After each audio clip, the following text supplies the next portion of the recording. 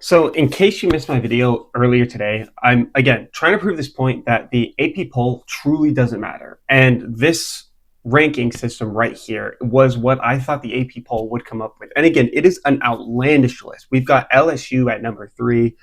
We've got Texas only dropping 4 spots and still ahead of Oregon and Miami. And again, not to mention that you've got another 0-1 team in Clemson also still being in the top 10, right? And the rankings in general genuinely do not matter until the end of the season when we are trying to decipher a champion, because that's what it was made for to begin with. But now it's been so convoluted and manipulated into being a source of viewership and revenue for a lot of these big name companies that we just lose sight as fans and completely get so worked up over these rankings, right? So this was the ranking that I came up with yesterday. And then this is what the AP poll decided to dish out today. I mean, do you see any similarities here? Maybe it is that LSU is now three. And that was a last minute change that I made as well. I saw Georgia LSU and I was like, you know what would be so funny? Is if Georgia only moves up 1 spot and LSU just jumps to number three in the nation. I thought that would be hilarious. And now here we are. And then again, but Texas still being in the top 10, Clemson still being in the top 10, and then Notre Dame. Oh my God, I had Notre Dame just outside the top 10, number 12. And I obviously pointed out the fact that because they lost the game, it was going to be so hard for them to make it to the college football playoff, because essentially if they lose one more game, they're done for. In this scenario, they're fine. And I should have known. I genuinely should have known, because now if they lose a game to, say, Arkansas, Texas A&M, or even USC, right, they're probably going to be up to about, well, maybe like 6 or 5 in the rankings, depending on how everyone else does throughout the season. And even if they lose one of those games, they're just going to drop down to maybe, I don't know, 15, 16, especially because all of those teams probably are going to be ranked. Maybe not Arkansas, but Texas A&M is already ranked. And USC got a huge win, and they received a bunch of votes this week to be in the rankings. South Carolina, number 10. I mistakenly didn't, I don't know why I thought South Carolina lost last week. I have no idea what I was thinking, but they beat Virginia Tech. It was just such a bad game. I just immediately was like, South Carolina lost. I talked about how teams like Illinois, Arizona State, Florida, and Michigan were just going to naturally kind of move up with one another. But the big shocker here is Florida State. Now, going back to my rankings here, I had Florida State in to the poll, but at 24th, like with all due respect. And again, I said that, if you beat Alabama, you're, kind of in prime position to essentially be in the rankings.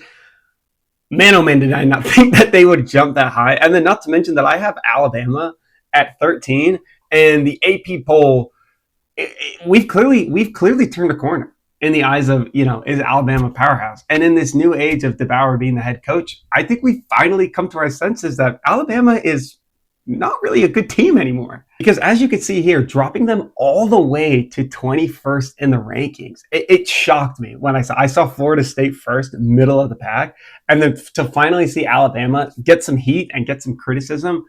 It's a blessing in disguise. Like, we have been waiting for this for so long, and it's about time that they got the treatment that they rightfully deserved, especially after a terrible loss against Florida State.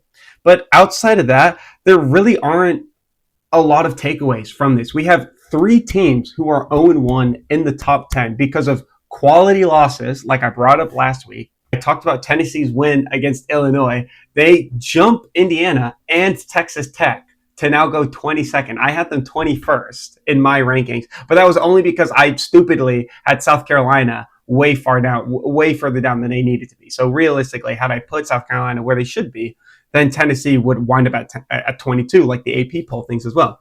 But again, these middle of the pack teams, Ole Miss, Texas A&M, Oklahoma, SMU, Iowa State, they're all just moving with one another. So it's not too hard to predict that. Like, comparing it to my rankings, it is good to see that Iowa State now has the leg up above like Ole Miss, Texas A&M, Oklahoma, and SMU, who again had good games, but was it anything to write home about? Not necessarily. Oklahoma had a really good game, don't get me wrong, but again, they're beating up on bad teams, so it's what's expected.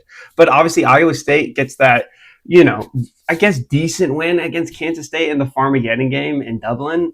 And, you're a 2-0 team. It makes sense. I had them at 19, whereas the AP poll, obviously values them more towards 16, which is great because, again, they're literally just jumping ahead of that pack of 4 teams without obviously stepping on the toes of Michigan, a Florida State team that just beat Alabama, and Florida as well. And again, at the bottom, Utah, yes, a very impressive win over UCLA. But the thing is that UCLA isn't good. But the reason why they're here is because Utah's win is a more quality win than BYU's win. Even though BYU did everything they could to be ranked, everything in their power to be ranked, and yet they still get robbed. Proceed to lose out on a spot at the rankings because they just played a nobody school, whereas Utah at least played UCLA, even though UCLA probably is just as bad as the team that BYU played. And if we were comparing apples to apples here, if you were to put BYU up against UCLA, I guarantee you that the margin of victory would be greater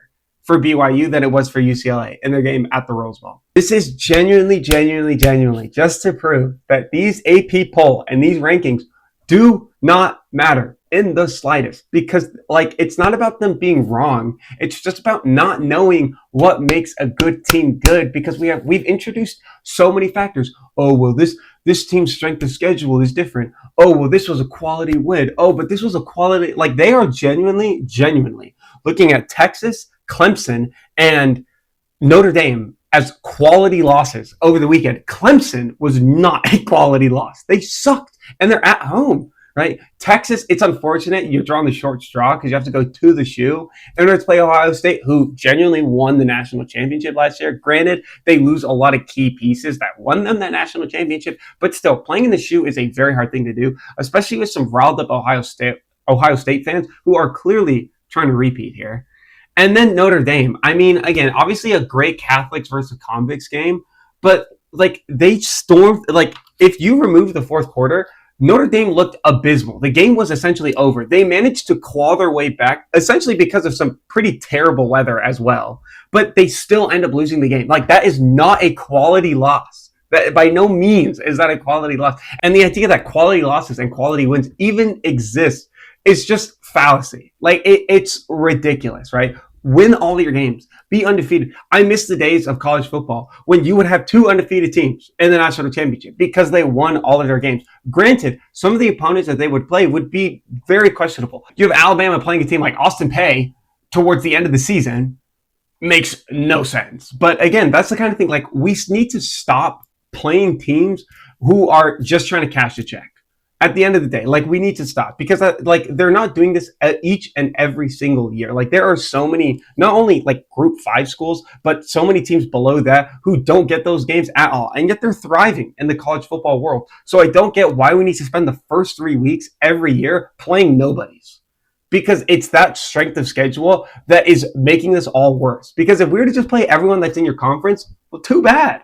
Like that is your conference. You are competing against them for a championship for that conference. And if you make it out of that conference, then you get to compete for the national championship. It's such a simple formula, but yet we lose sight of it each and every single day. Was Clemson ever really that good? Like, why were they ranked fourth? Why were they in that position? Because they honestly got walked all over by LSU.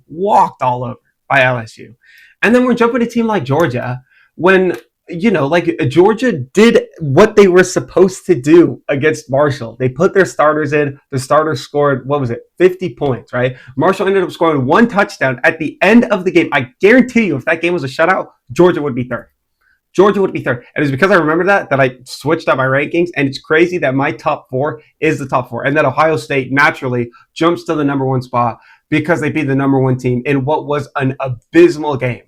But they look at Texas and go, man, it was a quality loss. No, it was not. More than 1 attempt in the red zone in the second half alone. They got stood up on 4th and goal, less than a yard from the end zone. You cannot tell me that you lose that game by a touchdown, much less you only score 1 touchdown, and tell me that that's a quality loss. Like, the argument is ridiculous. And now we've got 3 0-1 teams in the top. Like, let this sink in. 3 0-1 teams in the top 10. If you are a person who's supporting a team and you're going to complain about why your team is ranked a certain way, don't. Because there's no point. And I'm here to do all that for you, because these rankings are ridiculous. I made an outlandish list yesterday, and honestly, I wasn't far from the truth. I clearly undervalued where they would put Florida State and Alabama. I got that one wrong. Don't hold it against me. And then obviously switching BYU and Utah. I should have known that they put Utah there. I'm getting worked up about it because it pisses me off. Don't get me wrong. But then again, I'm not concerned about, my team is ranked here and not here. No, because the thing is that that's going to happen for you and your team the entire season. So just don't let it affect you because these rankings suck every week. And I will see you next week.